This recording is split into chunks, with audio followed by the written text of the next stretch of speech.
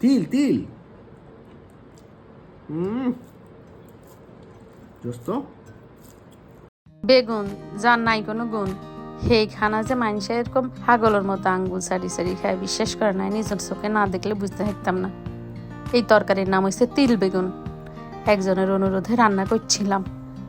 যাই হোক, তিল বেগুন রান্না করা কিন্তু খুবই সহজ। আপনারা নর্মাল জানে বেগুন ভাজেন, হ্যাঁ বেগুনটা কাটবেন, ডিজাইন করেও কাটতে হারেন, গোল করেও কাটতে হারেন, যার জানে মন চায় হ্যাঁ কাটি নেবেন। এরপর হলুদ, লবণ আর মরিচ দিয়ে সরিষার তেলে ভাজি নেবেন। এর মাঝখানে যে কামটা করবেন সেটা হচ্ছে তিল, সরিষা, রসুন, কাঁচামরিচ আর একটুখানি আদা ব্লেন্ডারে পেস্ট করে নেবেন। সেই পেস্ট আপনারা যে তেলাবিতে বেগুন ভাজবেন, একটু গোল্ডেন কালার করে বেগুন ভাজবেন, সেই ভাজা বেগুন উড়ানোর হরে সেই তেলাবিতে সেই মশলা দিয়ে দিবেন। মশলাটা কতক্ষণ লাড়াচাড়ি কষাই নেবেন। সেই কষানি বিতে বিতে মাঝে মাঝে একটু হলুদ, একটু মরিচ, একটু জিরা, সামান্য পানি দিয়ে মশলাটা আর কতক্ষণ লাড়াচাড়ি নেবেন।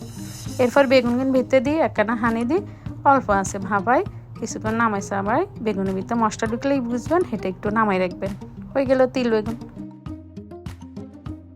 আর এই তেল বেগুন দেয় না আজ আমাকে আঙুল ছাড়ি ছাড়ি খার।